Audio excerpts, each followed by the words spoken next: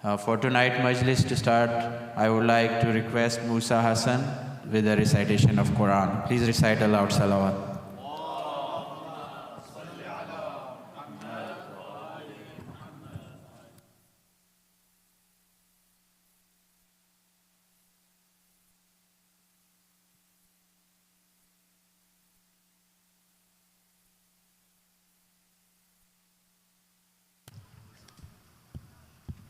Please recite another loud salawat ala Muhammad wa ali Muhammad.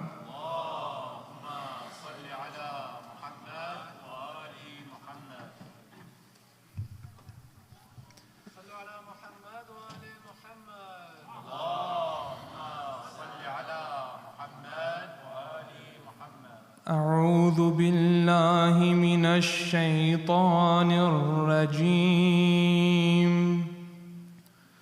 بسم الله الرحمن الرحيم.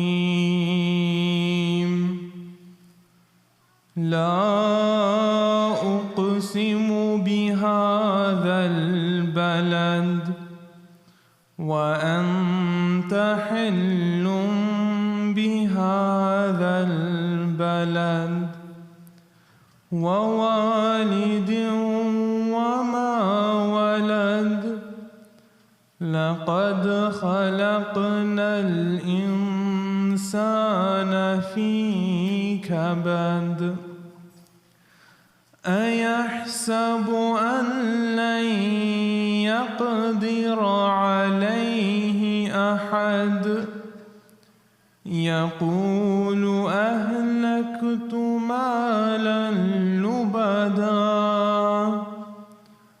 أيحسب أن لم يره أحد ألم نجعل له عينين ولسانا وشفتين وهديناه النجدين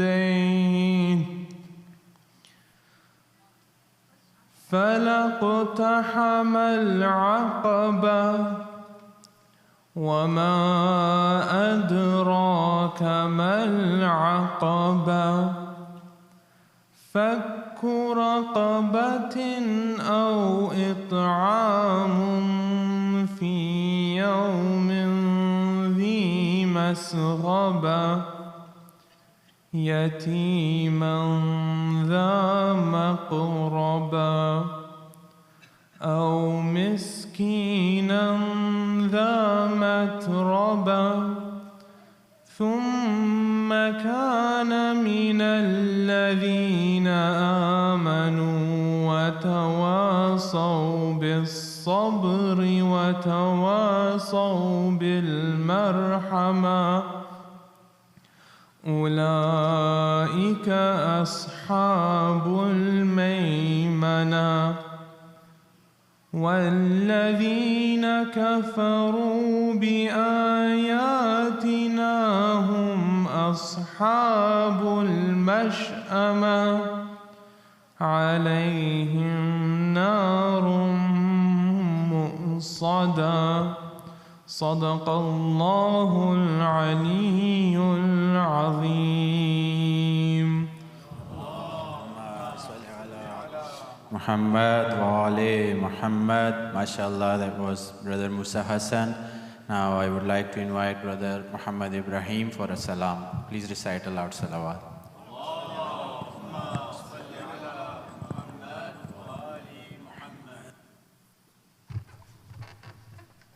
صلوات اللهم صل على محمد وآل محمد. حسين الغريب الغريب الحسين حسين الشهيد الشهيد الحسين حسين الغريب الغريب الحسين Hussein al-Shahid al-Shahid al-Hussein. Salams on the head of my Mawla Hussein. Salams on the lips of my blessed Hussein. For days in the desert your body remained, with thousands of arrows your shroud they became. And on Arabeen, where the millions pray, the grief and the mournings for you, Ya Hussein. Hussein al-Gharib, al-Gharib, al-Hussein. Hussein al-Shahid, al-Shahid, al-Hussein. The screams of the children thirsty for water. The duty was sent to Abbas, our Savior. The Lion of God could be seen riding faster to reach Al-Furat and to please His Sakinah. But how does he fall from the horse with no hands? The flag of Islam laying bare on the sand. Hussein al-Gharib, al-Gharib, al-Hussein. Hussein al-Shahid, al-Shahid, al-Hussein. A lady was seen peering out from the tents. A cry from the heavens that Zahra presents. O Shimmer, why on his chest the sword stained in blood was Hussein's final test? Hussein, to your mother it's time to ascend. Your trials in Karbala have came to an end.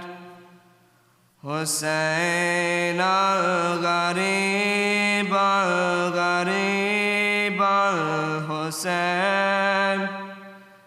Hussein al-Shahid, al-Shahid, al-Hussein. Sakina would cry every night for her father, and Zainab would cradle Hussein's little daughter. But when they presented his head on a platter, Sakina could not bear to live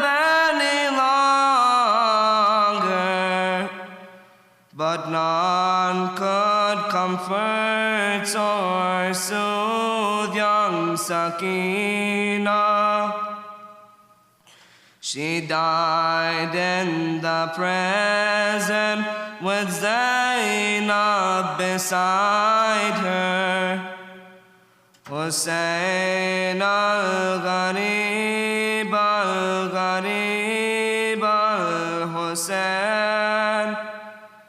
Hussein al-Shahid, al-Shahid, al-Hussein.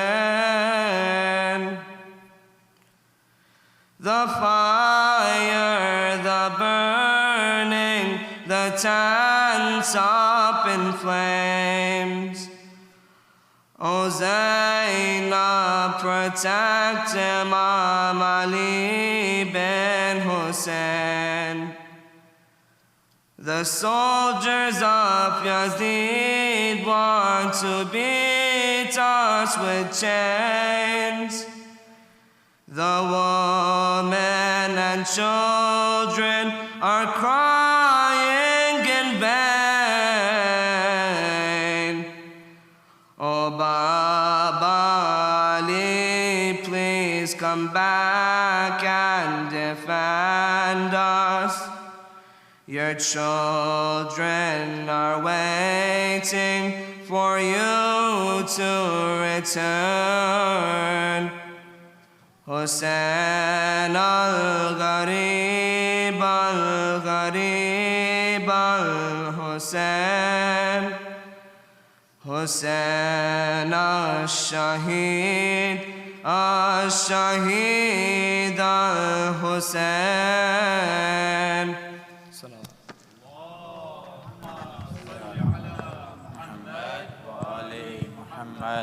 MashaAllah, there was Brother Muhammad Ibrahim. Alhamdulillah, they are doing very well to contribute to the programs every night. Please recite a loud salawat for their increased tawfiqat. Allahumma salli ala Muhammad wa ala Muhammad.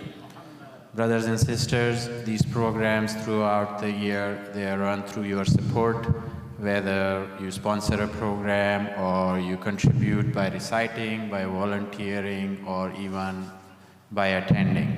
So everyone who has participated in these programs in any dimensions, especially for the sponsors of tonight, Majlis, please recite a loud salawat.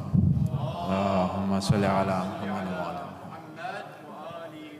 Muhammad. We encourage all of our children, youth, anyone, brothers and sisters, to participate in the program. You can recite Quran, you can do salam, poetry, or present your sketch, anything that you think can add beauty to the program. Please do come forward and let us know, and we would love to incorporate that into our program in the future, inshallah.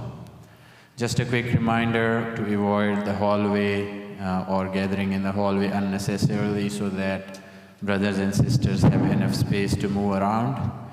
We have been having Shaykh Reza Hemyari for the 4 lectures. This is the 3rd of his 4 lectures, and the topic of the program is the spiritual, historical dimensions of the ziyarah.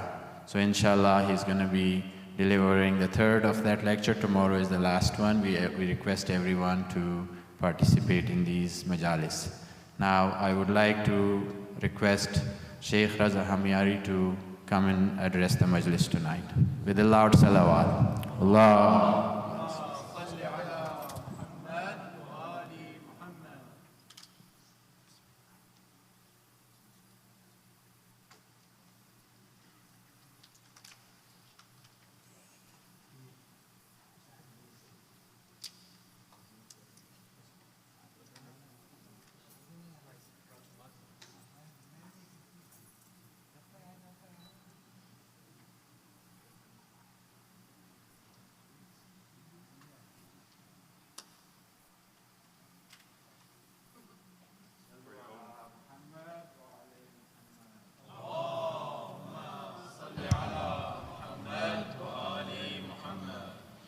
For your own marhumin and the marhumin of the entire community, please recite a Surah Al-Fatiha masbughatan bis salat ala Muhammad wa ala Muhammad.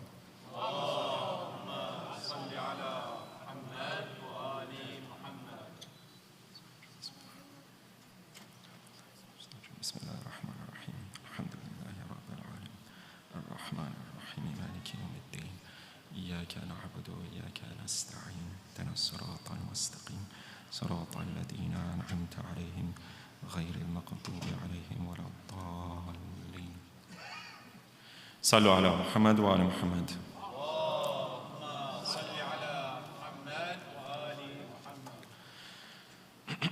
أعوذ بالله من الشيطان الرجيم. بسم الله الرحمن الرحيم. وبه نستعين إنه خير ناصر ومعين. ثم الصلاة والسلام والتحية والإكرام على سيدنا ونبينا أبي القاسم محمد.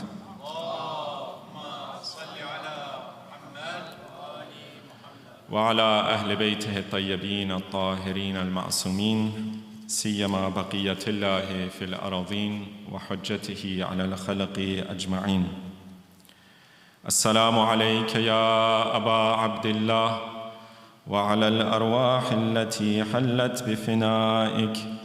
عليك مني سلام الله أبدا ما بقيت وبقي الليل والنهار، ولا جعله الله آخر العهد مني لزيارتكم. السلام على الحسين وعلى علي بن الحسين وعلى أولاد الحسين وعلى أصحاب الحسين، واللعنة الدائمة على أعدائهم أجمعين من الآن إلى يوم الدين. أعوذ بالله من الشيطان الرجيم. رب اشرح لي صدري ويسر لي أمري واحلل عقدة من لساني يفقه قولي. أما بعد، فقد قال الله الحكيم في محكم كتابه الكريم: أعوذ بالله من الشيطان الرجيم. يا أيها الذين آمنوا استجيبوا لله وللرسول إذا دعاكم لما يحييكم واعلموا أن الله يحول بين المرء وقلبه وأنه إليه تحشرون. صدق الله العلي العظيم. صلوا على محمد وآل محمد.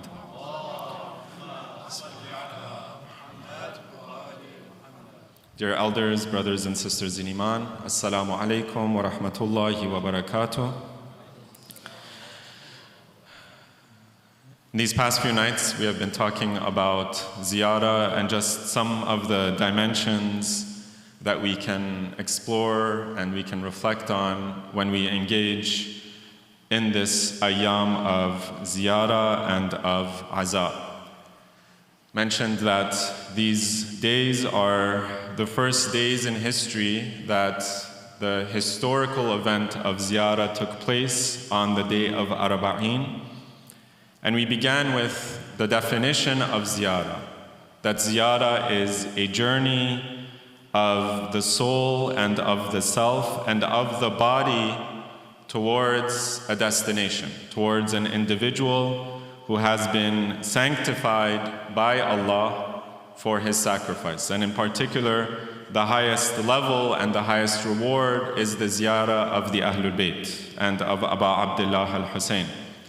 And last night, we talked a little bit about the creational, the metaphysical dimension of what ziyarat is. That we said, ziyarat is orienting ourselves. We are going on a journey and we have to orient ourselves towards the destination. And we're not just orienting ourselves as individuals or just as human beings, but we are orienting ourselves in terms of the rest of God's creation. Because all of God's creation, the angels in the heavens who direct the different phenomena, the different aspects of God's creation, they as well do ziyarat. They descend every day. Thousands upon thousands of these angels descend and they do ziyarat of Abu Abdullah al-Hussein, and then they reascend. And we said that one of the ways of understanding some of these ahadith is in terms of the purpose upon which and for which God created His creation. Just like a seed, if it is given fertile soil and it is given enough water and enough light, its ultimate purpose and its ultimate end is to form a beautiful flower. It breaks loose the soil and it rises up and it forms this flower. In that same way, human beings and the rest of God's creation have a purpose and they have a goal. Whether we like it or not, whether we understand it or we recognize it or not. And so in these verses of Surah Al-Anfal, Allah says, listen to the Prophet and respond to him when he shows you what true life is, what brings you to life. Ya ayyuhalladhina amanu, istajibu lillah. O you who believe, respond to Allah, walir Rasul, idha da'akum lima yuhyikum. When Allah and His Prophet, when the Prophet of God, they call you to that which brings you to life.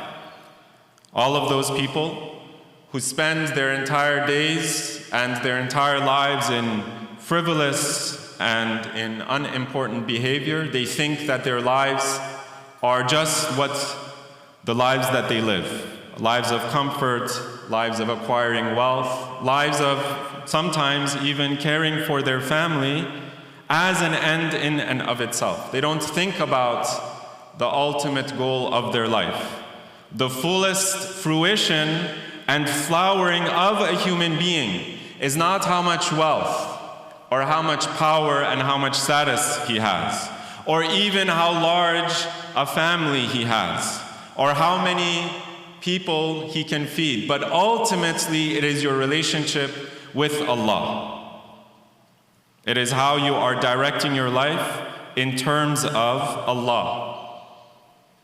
And so a lot of times, we forget that ultimate purpose of our lives. And then God reminds us. As we mentioned, the heavens and the earth cry for Aba Abdullah al-Hussein because the heavens and the earth were created upon the principles that Imam al-Hussein was fighting for and died for. Sometimes we understand that purpose and sometimes we forsake it. And then there are moments in our lives and in the lives of our ummah that Allah gives us signs.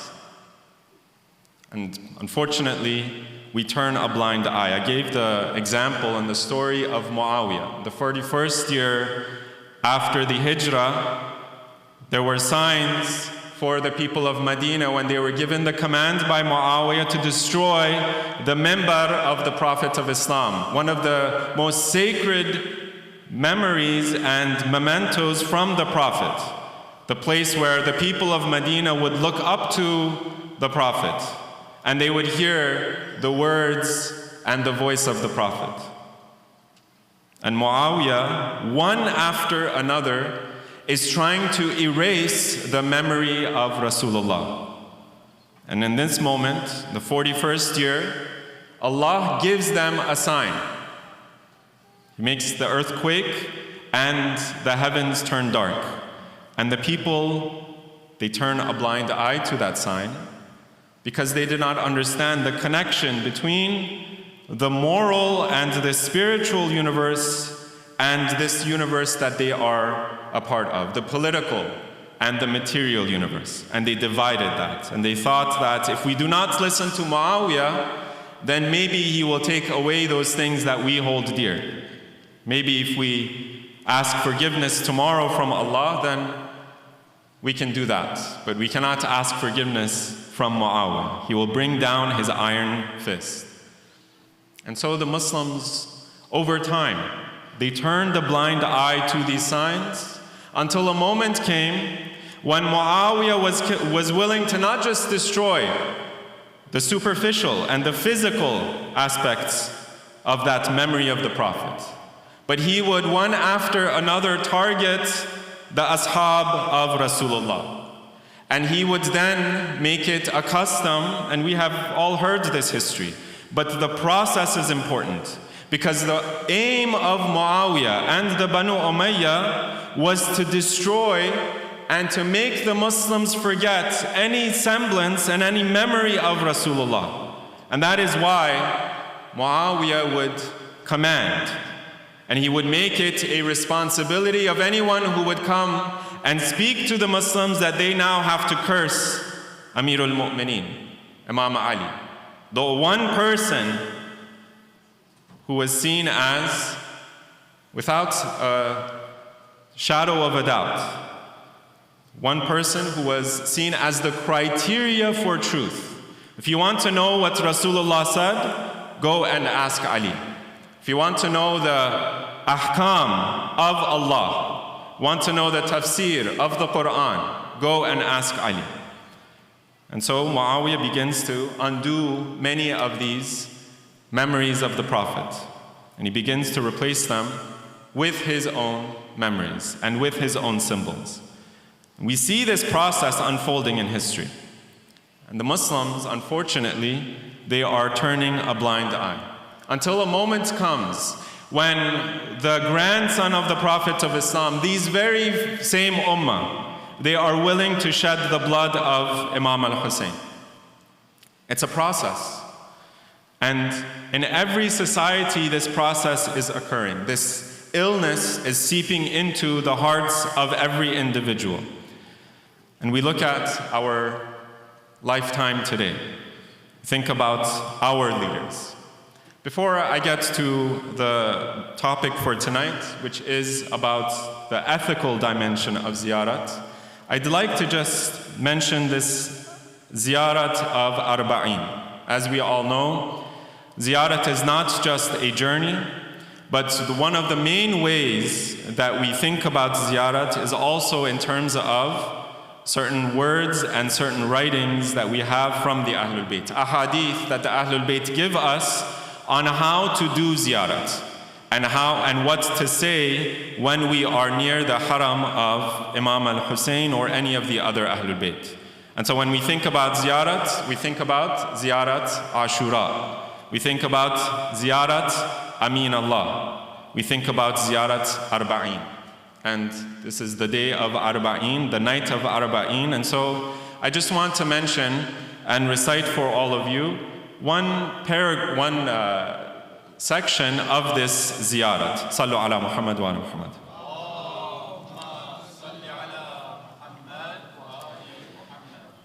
This is a ziyarat from our sixth Imam, and it can be found in Usul al-Kafi, wherein the Imam says, Ashhadu annaka aminullah wabnu amineh, ushta sa'ida, wa madayta hamida, wa mutta faqidan madluman shahida. The Imam says, I bear witness, and this is the process that we are going through when we do ziyarat, when we go and journey towards Abu Abdullah Al Hussein. Not only are we saying salam, but we are bearing witness to the life and the death of Abu Abdullah Al Hussein, to all of the values and the virtues that Imam Al Hussein embodied and he manifested. And we're at the same time reminding ourselves of the greatest pinnacle of what a human being and a human life looks like, and what we can, inshallah, aspire to. And so we say, I bear witness that you are indeed the trust and the trustee of Allah, and you are the son of that trust and that trustee. You lived a life of felicity and a good life, and you passed with praise.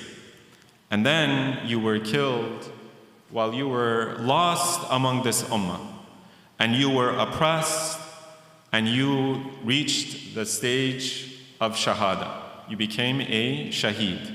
And shaheed is an important word. When we look in the Quran, for example, we see that shahadat is not just someone who gives their life, but who bears witness based upon their actions on their iman and their willingness to give everything that they have, the blood and the sweat of their own body and their very life source for Allah. So their bodies become witnesses of their iman, and their hands and their feet and their very blood becomes a part of that witnessing on the Day of Judgment.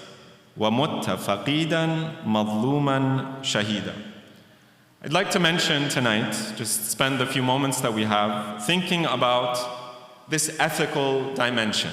We place Imam Al-Hussein, when we go to ziyarat, we orient ourselves towards Aba Abdullah Al-Hussein, or towards the other Aimma that we are doing this pilgrimage towards. And we are saying that your life is a life that I want to model my life after. In other words, you have reached the fullest potential that any human being can aspire to, and I want to reach that same potential, or at least I aspire to it, even if I do not have the potential to reach it. We all live lives based on the models of those people that we look up to, celebrities, as they call them today. We celebrate individuals and their lives and the values that they have upheld in their lives. And these people become models for us. In fact, the Quran mentions that every human being has a model that they live their life upon. And these models are not, as I mentioned in the last few nights, they're not just guidelines. Again, in Islam and in any religion, we're not just looking for simple ethical guidelines. We're looking for an ethical life and an ethical model that we can model and we can manifest in our lives. So for example, when someone says, respect your mother or your parents, do good to your son or your daughter. These we don't really need someone to come and for Allah to speak to them and for them to come and tell us that all of these things are good. We all know that we should be kind to our families. We should, for example, be kind to our neighbors and so on and so forth. These simple ethical guidelines, these moral guidelines are all things that we can understand. But the issue becomes, how do we live a full ethical and moral life? I want to just mention this ayah of the Quran, Surat Al Asr. And Allah, He talks about in the Quran, not just certain things that are going to happen, but He talks to us in terms of our very nature as human beings. And so in Surat Al Asr, Allah mentions that every single individual on the Day of Judgment, they are going to be presented in the court of God according to the models that they have lived and have based their lives upon. So Allah says, يَوْمَ يَدْعُو كُلُّ أُنَاسٍ بِإِمَامِهِمْ صلوا على محمد وعلى محمد.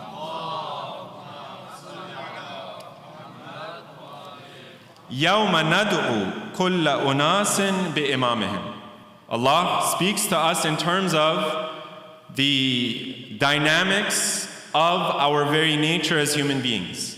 On the Day of Judgment, when all the veils and all the obstacles in front of our eyes have been pulled away, and we see reality and our own souls as they truly are, on that day, Allah is going to call each and every one of us, according to the Imam, the leader, and the model that we have placed for our lives. فَمَنْ أُوتِيَ كِتَابَهُ بِيَمِينِهِ فَأُولَٰئِكَ يَقْرَؤُونَ كِتَابَهُمْ وَلَا يُظْلَمُونَ فَتِيلًا. Whoever is given their book, their deeds in their right hand, they are going to be felicitous, and they are going to read that book of deeds with happiness and with felicity. وَلَا يُظْلَمُونَ فَتِيلًا. And they're not going to be dishonored, or any injustice is not going to befall them. وَمَنْ كَانَ فِي هَذِهِ أَعْمَى فَهُوَ فِي الْآخِرَةِ أَعْمَى وَأَضَلُّ سَبِيلًا. And whoever was blind in this world, then they are going to be blind in the hereafter. In other words, Allah is going to show us our true selves, and He's going to present to us those models that we have lived our lives upon that reflect our true selves. We follow them blindly, whether they take us towards the hellfire or they take us somewhere else. And we see this in our own day, in a time when the government and the state controls every single part of our lives. The government tells us that we have to go and fight in this war across the world. We can't say no. You're taken to prison. And then the government defines for us every single aspect of our lives. And then you have this huge bureaucracy. And all of these practices and all of these rituals that every single American goes through, or every single modern individual goes through, we think that the system controls our lives. But then that human nature comes to the fore. We see, just recently we had the conventions and this supposed electoral process. The criteria and the focus is not on the system. It's not on the state. It's on individuals that now we are supposed to be electing. And those individuals are supposedly representing different aspects of our society. We don't need to really talk about how much of a farce this electoral process is, and the fact that we don't really have much of a choice in this process. But if you just reflect on the system as it is set up for us, we are told that on the one hand you have a party of one individual who has created and recreated the party in his own image. And we are told that this person is the most selfish and the most undemocratic and the most evil person that America has ever seen before. We're told this story. So that on the other hand, we come and we give our vote to another person. And all of our celebrities, all of the people that we model and we look up to, we model our lives upon, and we look up to, and we celebrate as a society, all of the singers and the pop culture icons, all of these people that people respect, they are the ones who now have to give their stamp of approval for the person who is our elected official. And they are lined up. And all of these individuals, all of these models now come and tell us this person is better. We don't need to go into too much political commentary. But you see how much individuals and how much models define not only our cultural life, not only our political life, but even the individual decisions that we make in our own lives. What type of career do I suggest to my children? What decisions do I make and how do I spend my days and my time and my money? How much do I spend reading books, and what types of books do I spend my money on? All of these things are really based on the models that we have set for ourselves. On the other hand, you have models in Islamic history. You have people like Muawiyah and Yazid, again, who were making the Muslims forget, one after another, those same memories of Rasulullah sallallahu alayhi wa alayhi.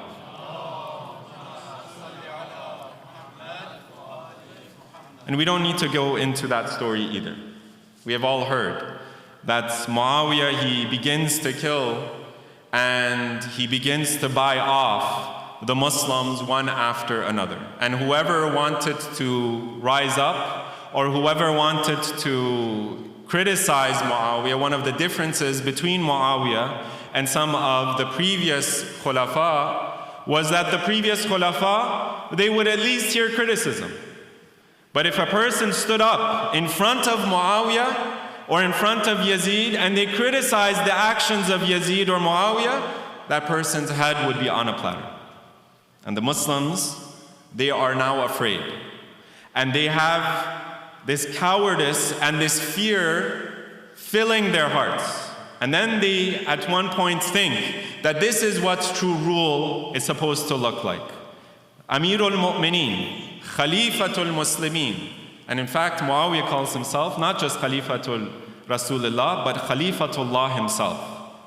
He becomes the ultimate model for what a true ruler is supposed to be, what a true human being is supposed to be. And so people look at the life that Muawiyah lives, and his palace and his grandeur and all of his fame and power, and they try to attain, and at least they aspire to that power.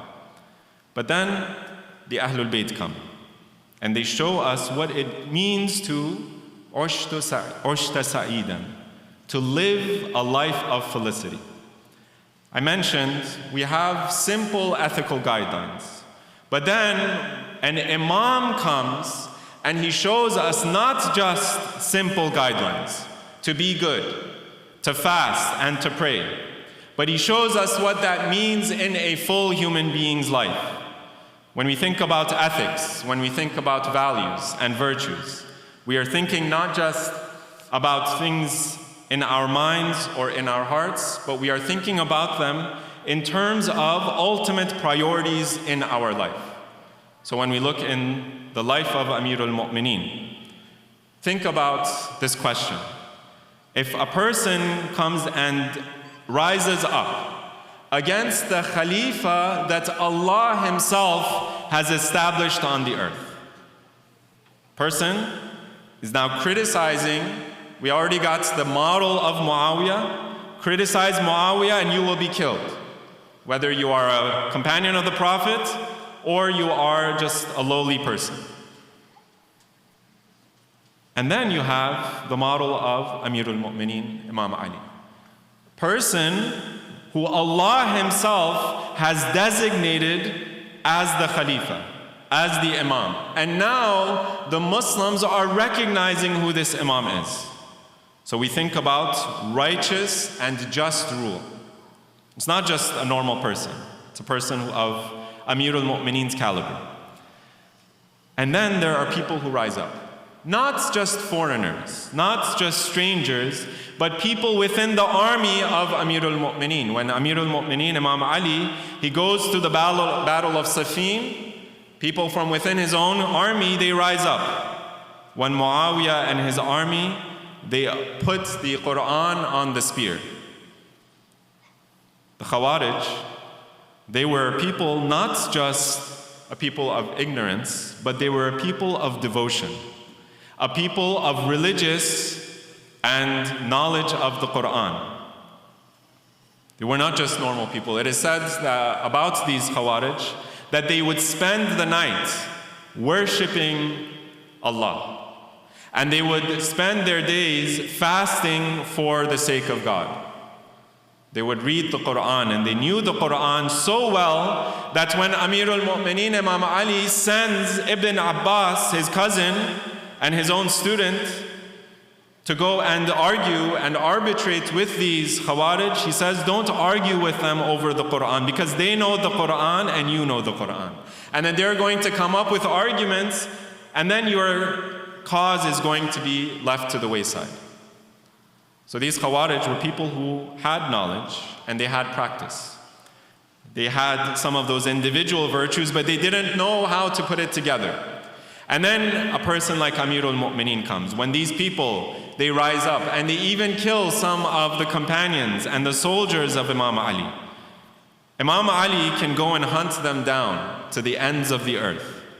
And he can show his power because he is a righteous ruler. He has been ordained by God. But what does Amirul Mu'mineen do?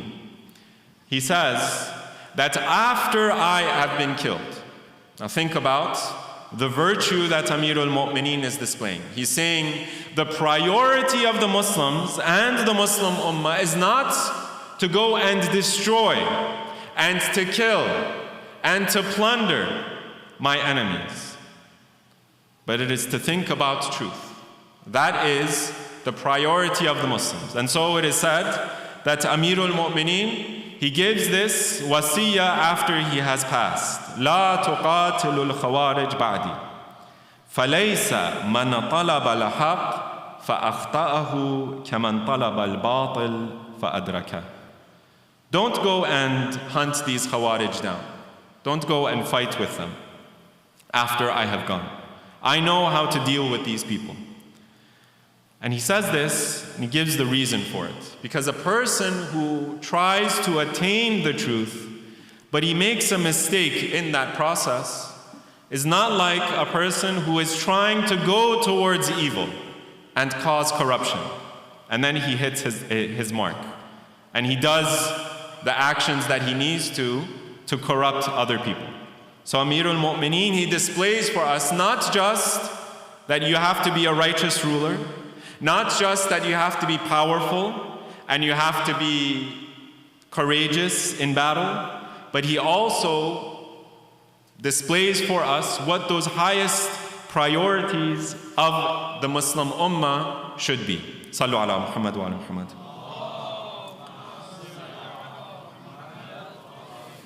And a lot of times we cannot figure out these priorities on our own.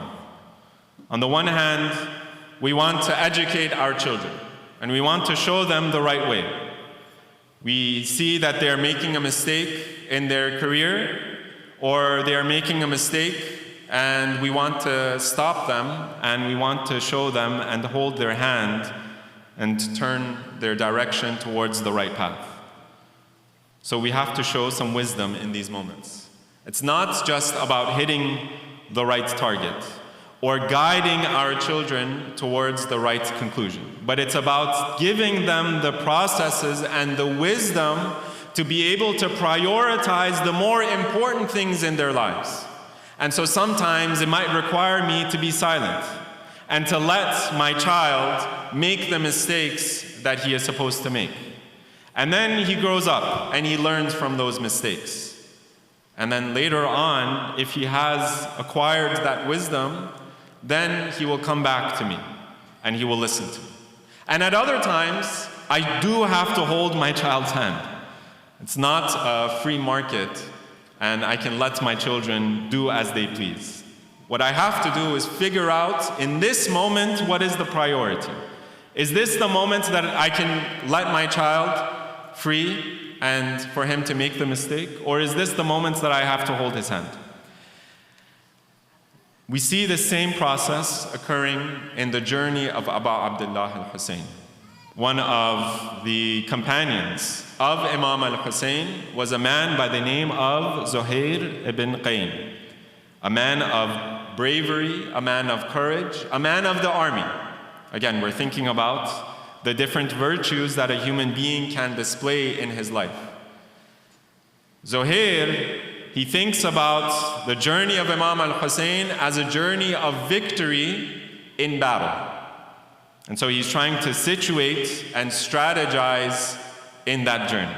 And it is said that at one moment, on the way towards Kufa, Hor, he comes and stops Imam al-Hussein with an army of just a few thousand. People on horseback, they stop Imam al-Hussein and his caravan on the way. And then Zuhair, who was in the camp of Imam al-Hussein at that time, he says to Imam al-Hussein, now is the time. If you want to win this battle, he's thinking about it in terms of the immediate aims that he can understand. His habit, which is as an army commander. He's thinking about the short-term goals. And he is showing courage and he shows bravery. And so Zuhair says, at this moment, I know what army is going to come from Kufa and from Sham. I am a man of the army and of the battlefield. And so I know what types of reinforcements Ubaydullah ibn Ziyad and Yazid are going to send to you, O Hussein. So why don't we go to this village? Or why don't we go to this plateau? This other place where we can strengthen our position, and we should attack them now. while their numbers are few. What does Imam Hussein do? He does not say, now is the time to strategize. Now is the time to bring the fight to the enemy. Of course, Imam al-Hussein was also a man of the battlefield. Imam al-Hussein had taken part in many of the battles of Amir al-Mu'mineen. So he knew a lot of these strategies. But what Imam al-Hussein says is, I do not want to start this battle with the enemy, because my goal and the goal of my journey is not to win a single battle, but it is to win the entire war. And this war is going to continue after I have been killed, because I have been prophesied by Rasulullah himself, sallallahu alayhi wa alayhi.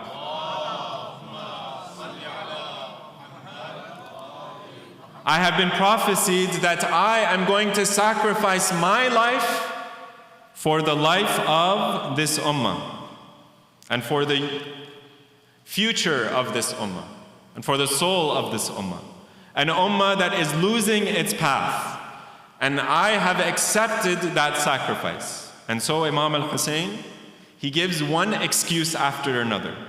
If you have heard the story of the journey of Abu Abdullah, there were many people who thought about the short-term goals. There was even people of his own family, the great companions that would recite the hadith of the Prophet of Islam. They knew all of the values of Islam, but they just could not prioritize. They did not know what that ultimate goal of Islam and of the Prophet were.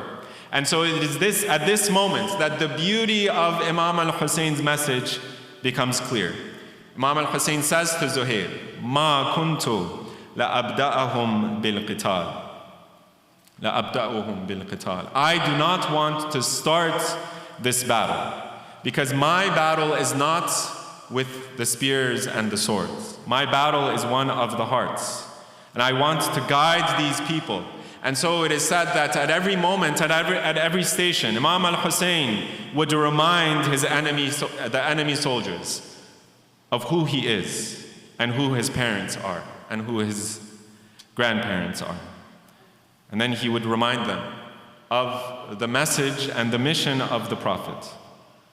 This is what it means to live an ethical and a human life, to bring your life to the fullest fruition.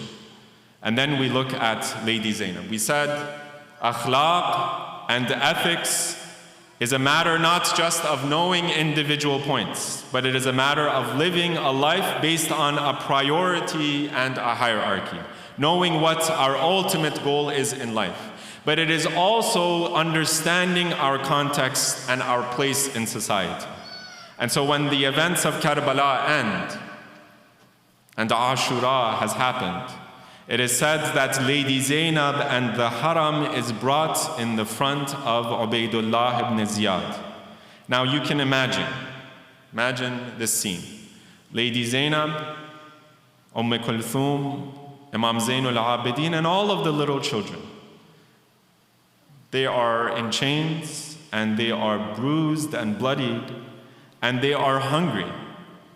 And so you might think that the priority of Lady Zainab is to give food and to give shelter and to give safety to these children. And the priority of a woman in that society is to be quiet and to be humble, particularly in the larger public. And that was one of the virtues of the women of the Ahlul Bayt. But then at the same time, ethics and morals and virtue is also about knowing your context. And so it is said that when Lady Zainab is brought in front of Ubaydullah ibn Ziyad, she does not show humility and modesty. And she does not think about the safety or the hunger of the children. She does protect them. But ultimately, she is showing to the Muslims and to Ubaydullah ibn Ziyad the courage of Zainab and the bravery of Zainab, and the fact that Zainab is not going to cower in the front of the power of Ubaydullah ibn Ziyad. And so it is said that when Zainab is ushered into the court, that Lady Zainab goes and sits off in a corner. And she does not even address or acknowledge the existence of Ubaydullah ibn Ziyad. Ibn Ziyad, he thinks, now I am the victor. I have vanquished my enemies. And so all of these enemies should now cower and fear me. But Lady Zainab, she goes and sits off in a corner. And she does not even say salam or even acknowledge Ubaydullah. Ubaydullah is taken aback. He is not sure who this person is, who this woman is, and how dare she, these are his words, how dare this woman not acknowledge the Amir of Kufa and the representative of the Khalifa. And the response comes that this is Zainab bint Ali. And Ubaydullah, now he begins to engage Zainab. He says, "Oh Zainab, how do you see what Allah has done to your brother?" Lady Zainab says, "Ma ra'aytu illa jamila." I have not seen anything but beauty, showing to Ubaydullah ibn Ziyad that you think your power makes you great. But I know what true power is, and that is the actions of Hussein. And you will see the actions bring their fruits. So on the one hand, we have to know what our priorities are when we see those priorities in the model of the Ahlul Bayt. On the other hand, we as well have to know our context and our society. At one time, it requires us to rise up and to speak the truth and to be courageous and brave, regardless of our station in society. But then ultimately, it is to bring all of these things together. It is to be brave, it is to be courageous, and it is also to be compassionate towards those who are weak and innocent amongst us. And this is when we look at Abbas. We think about how to live a full ethical life. We think just about Abbas, the man of the battle, the most courageous individual who had taken his courage from his father Ali. And everyone amongst the enemy soldiers knew who Abbas was. We're thinking about all of those virtues together. A perfect follower of Abu Abdullah al-Hussein is not someone who goes and kills as many enemy soldiers as possible. It is not someone who strikes fear in the hearts of the enemy soldiers. All of those are important. But it is also someone who thinks about the innocent children before he thinks about himself. So the courage, the bravery, and also the compassion and the humility of Abbas. That on the day of Ashura, Abbas comes to Abu Abdullah al-Hussein and says, "Oh Abu Abdullah, what is my mission now? Can I go and give my life?" And he asks permission from Imam al-Hussein because ultimately he is a soldier in the army of the Imam. And then the Imam, he tries to give one excuse to Abbas after another. Says to Abbas, "Oh Abbas, you are the flag bearer of my army." "Oh Abbas, how can I let my flag bearer go out and be killed? Who is going to wave this flag of my army after you are gone?" And it is said that Abbas, he turns from one direction to another and he says, "Oh Hussein, there is no more army left that you speak of. The army has all been killed." And then the wails of the children, they rise up. And it is said that Imam Hussein says, "Oh Abbas, you can go out and you can fight. But before you do that, this is your mission, Abbas. Go and get some water for the children." That is what a true and perfect follower of Abu Abdullah looks like. But when we do ziyarat, we again are not just looking for an end. We are not looking to get something for ourselves. Ultimately, these few sessions that we have, we are thinking about the purpose of ziyarat.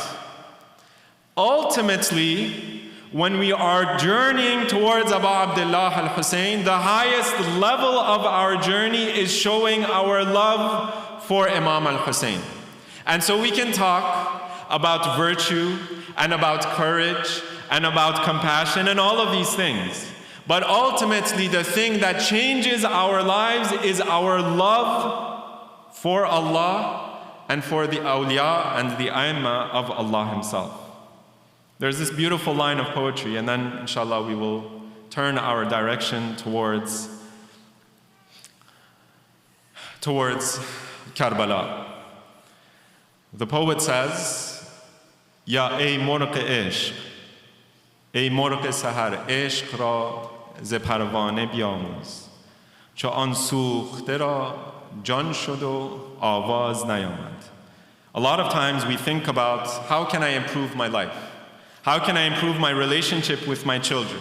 How can I improve my relationship with my community? How can I become a harder worker, and how can I improve my life? How can I become successful in all different parts of my life? One of the touchstones and one of the key ways that we can improve our lives is about thinking about who and what we can sacrifice ourselves for. And it is in that process of increasing our love and increasing our memory of those models that we have in our lives and the love that we can express for them that we can change and we can think about the world in a different way. Love sometimes can transform an individual from evil into kindness and from evil into goodness. The way that we and as parents love our children. The most stingiest person becomes the most compassionate.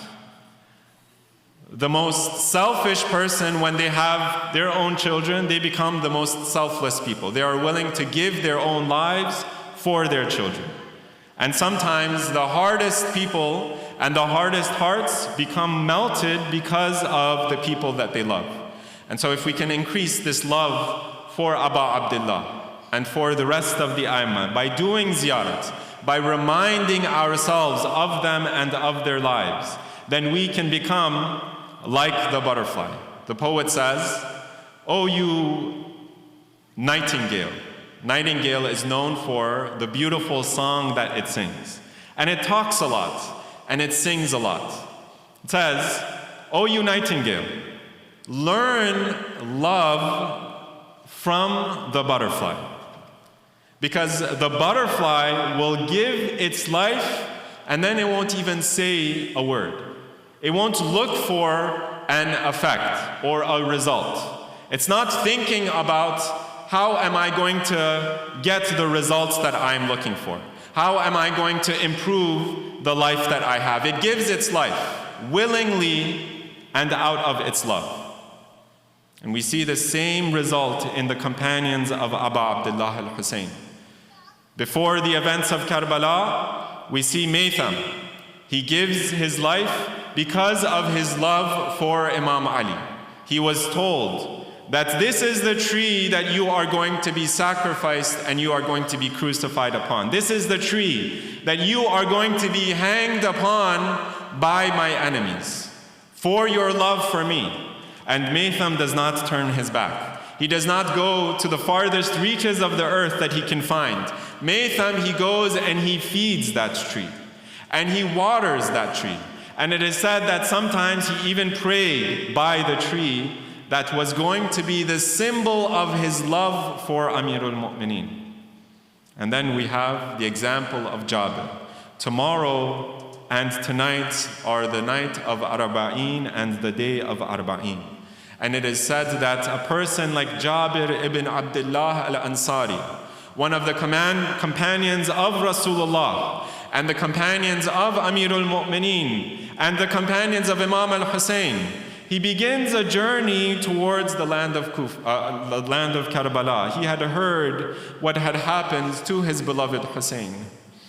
And maybe Jabir in his mind thought that I am going to make this journey and I'm going to show my love for Hussein. I am going to show my love for that young grandson of the Prophet that I saw grow up in front of my eyes. And so Jabir, he walks in his old age and in his blindness. He walks towards Karbala. And Jabir, he pays his respects. It is said that in the beginning, Jabir goes by the riverside and he does his ghusl and he wears his most beautiful and his purest clothing. And then he walks towards the grave of Abu Abdullah al-Hussein. This is a grave with no marker or no sign. This is a grave of just dirt and sand. And it is said that Jabir is now guided by his guide and by his student. And then when Jabir comes closer towards the grave of Hussein, it is said that Jabir, in that state of weakness and that old age, he casts his own body upon the grave of Hussein. And then he calls out to Hussein, Ya Hussein, Ya Hussein, Ya Hussein. And he says, oh my Hussein, I call you and you do not respond. Is it for a beloved to not respond to his beloved? And then Jabir begins to cry. And it is said that at one moment Jabir loses consciousness and he falls and he closes his eyes. And we say to Jabir, Jabir, you have begun not just a journey towards the grave of Abu Abdullah al-Hussein, but Allah Himself and all of the Ahlul Bayt, they bear witness to this journey that you have made. And so it is said that Jabir's action, which he might have thought were limited because of the love of Jabir, they now become a ritual and a procession that all mu'mineen, they either yearn for or they can partake physically in their own lives. And so Jabir's life and his actions become an emblem and a symbol for the love of Hussein. And millions of people, they take part in that same process that Jabir took part in. They go along that same path that Jabir did. But then we might ask, oh Jabir, yes, you loved Hussein. But oh Jabir, you did not see what happened to your Hussein. You only heard words, and you might have only heard the stories.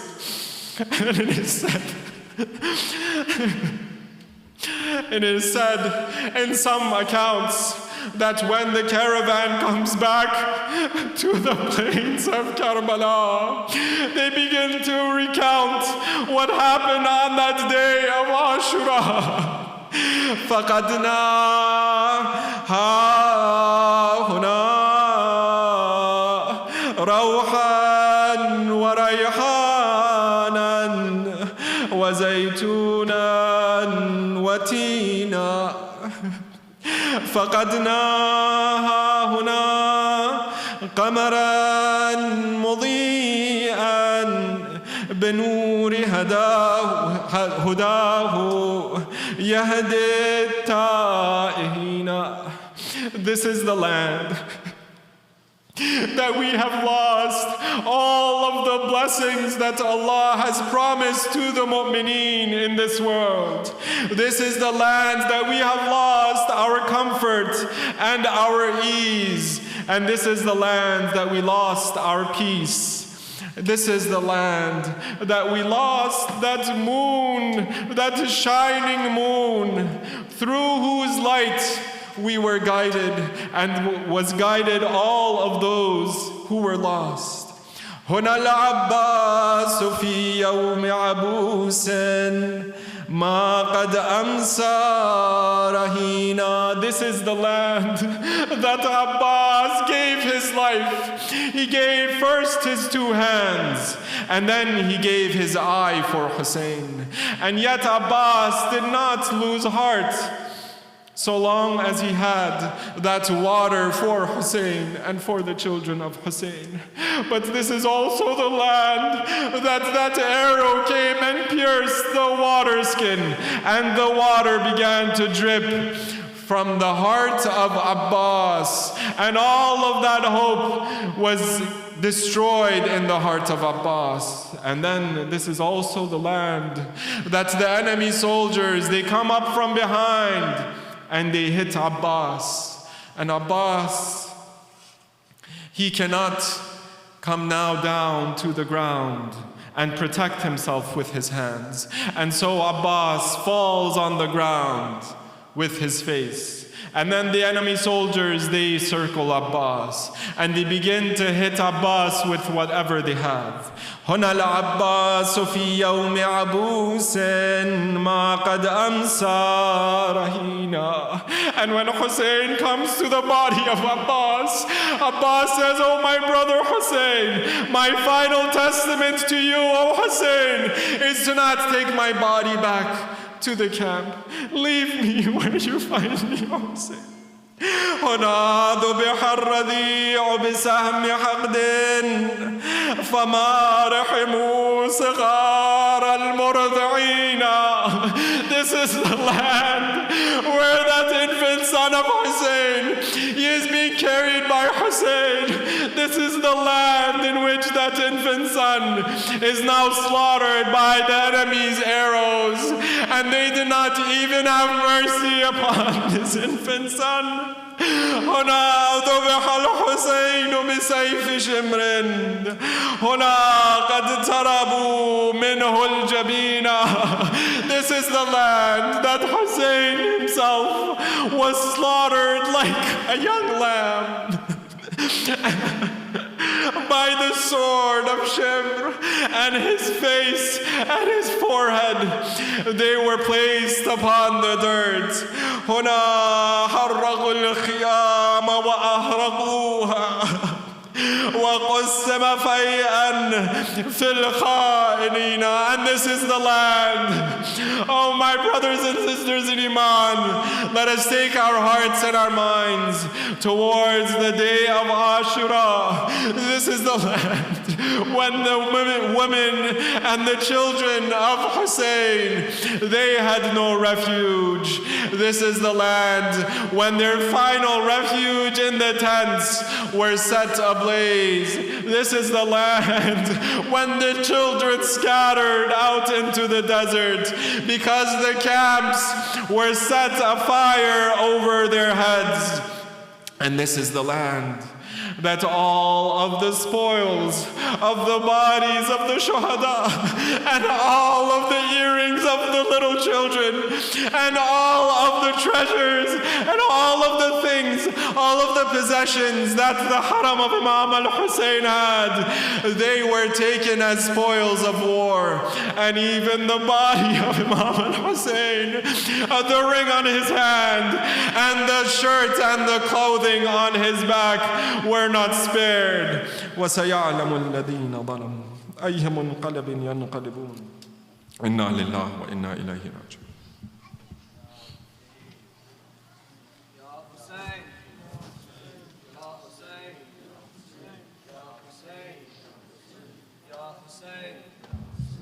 Ya Hussein, Ya Hussein, Ya Hussein, Ya Hussein, Ya Hussein, Ya Hussein, Ya Hussein, Ya Hussein, Ya Hussein, Ya Hussein, Ya Hussein, Ya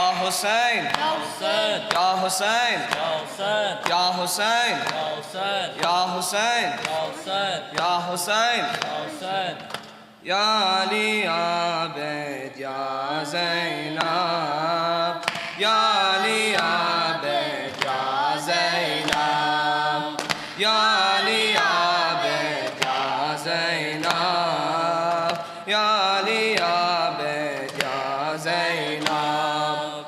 All together.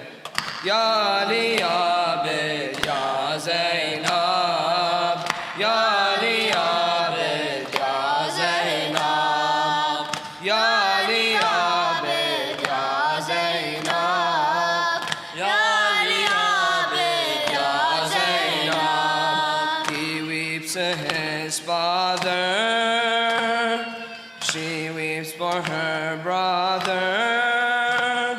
Sajjad is all alone, Zainab is far from home, Zainab is far from home.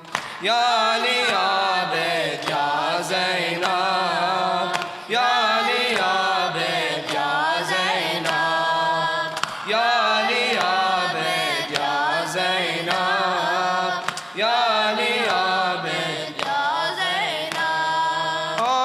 Ashura, Hussein has fallen. Zainab watches from her hill. Ya Ali Abed, Ya Zainab. Ya Ali Abed, Ya Zainab. Ya Ali Abed, Ya Zainab. Ya Ali Abed, Ya Zainab. On Ashura, Hussein has fallen. Zainab watches from her hill. Ashimar takes out his dagger. All of time now stands so still. Sajjad hears her shriek. Tries to stand, is too weak. He is now fatherless. Shimmer on Hussein's chest. Shimmer on Hussein's chest. Ya Ali Abed, Ya Zainab. Ya Ali Abed, Ya Zainab. Ya Ali Abed, Ya Zainab. Ya Ali Abed, Ya Zainab. Leave Karbala to Kufa then Sham. Zainab must now bid farewell to all her men who lay headless. Inside she is just a shell. Zainab is tied in chains. Children cry out in pain. Thorns cutting Sajjad's neck. No veil on Zainab's head. No veil on Zainab's head. Ya Ali Abed, Ya Zainab. Ya Ali Abed, Ya Zainab. Ya Ali Abed, Ya Zainab. Ya Ali Abed, Ya Zainab. When Sajjad came back to Karbala, his tears fell down like rain, and then he removed his black cloak, gathered his father's remains. Hussein raised up his arms. I will never feel calm. My soul can never rest. Place a cigar on my chest. Place a cigar on my chest. Ya Ali Abed, Ya Zainab. Ya Ali Abed, Ya Zainab. Ya Ali Abed, Ya Zainab. Ya Ali Abed, Ya Zainab. Oh Sakina, please stop your crying. Zainab cannot bear your tears. But then they bring forth her father, and her crying disappears. Zainab, you must stay strong. Sakina has now gone. The cry of our Imam. There is no pain like Sham. There is no pain like Sham. Ya Ali Abed, Ya Zainab. Ya Ali Abed, Ya Zainab. Ya Ali Abed, Ya Zainab. Ya Ali Abed, Ya Zainab. In Medina, Zainab reaches home, weeps over two empty beds. Every time she closes her eyes, she can see her children's heads. Her hair has all turned gray. She cries at Nabi's grave, joined by Banin. Listen to them scream. Listen to them scream. Ya Ali Abed, Ya Zainab. Ya Ali Abed, Ya Zainab. Ya Ali Abed, Ya Zainab. Ya Ali Abed, Ya Zainab. Ya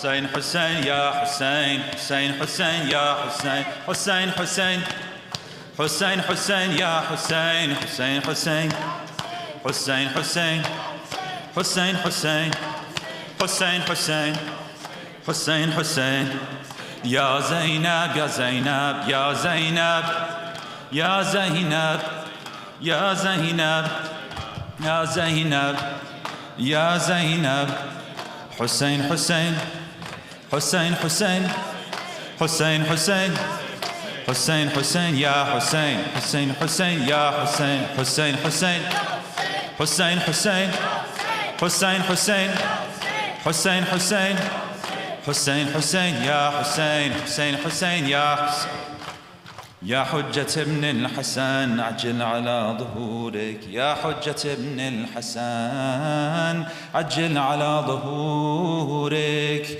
Hear us, O Allah. We've waited for too long. Bring back our Savior who will make this ummah strong. End all human suffering. Make tyranny depart. Heal the wounds of Zahra and Zainab's aching heart. Imam Zaman cries, his heart it now burns, as he asks you, O Allah, what of my return? We too have broken hearts, you can hear our voices shake. Bring Imam Zaman for Imam Hussein's sake. Bring Imam Zaman for Imam Hussein's sake. Bring Imam Zaman for Imam Hussein's sake. Bring Imam Zaman for Imam Hussein's sake. We raise our hands in prayer and we ask Allah, نسألك اللهم وندعوك باسمك العظيم الأعظم الأعظم الأعز الأجل الأكرم بحق زهراء وأبيها وبعلها وبنيها وبسر المستودع فيها. We call on to Allah as Allah commanded our father Nabi Adam, peace be upon him. Call on to Allah for the sake of the Holy Five.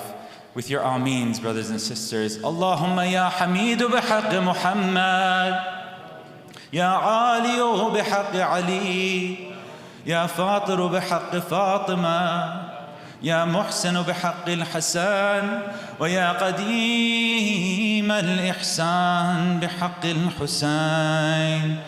Allahumma ajjil liwaliyika al-faraj, Allahumma ajjil liwaliyika al-faraj, Allahumma ajjil liwaliyika al-faraj. O Allah, hasten the reappearance of Imam al-Mahdi. O Allah, place us among the companions of Imam al-Mahdi. O Allah, for as long as we live, for as long as we breathe, keep us in these majalis of Imam Hussein. O Allah, heal our sick. O Allah, have mercy upon our loved departed ones. O Allah, ease the suffering of our dear brothers and sisters across the world in Gaza. O Allah, free our incarcerated brothers and sisters from their captivity. O Allah, O Allah, O Allah, for just a few moments, ask Allah that wish that you have of Him.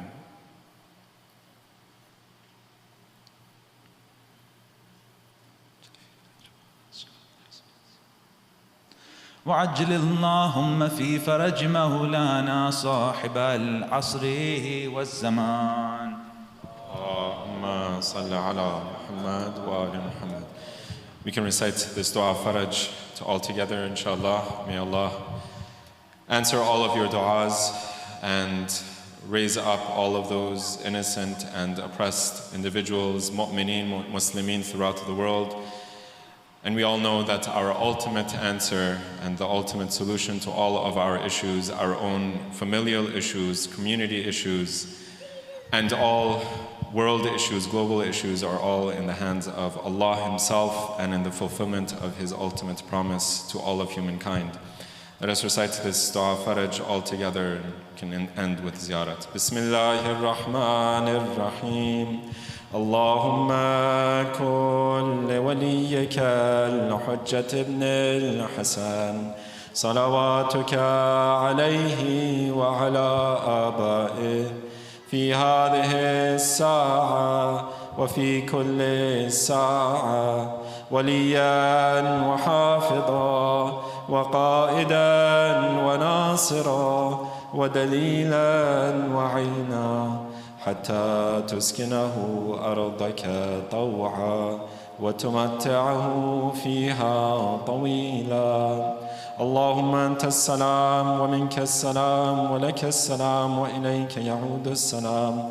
سبحان ربك رب العزة عما يصفون وسلام على المرسلين والحمد لله رب العالمين.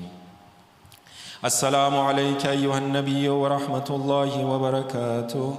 السلام على الأئمة الهادين المهديين. السلام على جميع أنبياء الله ورسله وملائكته. السلام علينا وعلى عباد الله الصالحين. السلام على علي أمير المؤمنين. السلام على فاطمة الزهراء سيدة نساء العالمين. السلام على الحسن والحسين سيدي شباب أهل الجنة أجمعين. السلام على الحسين وعلى علي بن الحسين وعلى أولاد الحسين وعلى أصحاب الحسين. السلام على 9 المعصومين من ذرية الحسين. السلام على الحجة ابن الحسن القائم المهدي.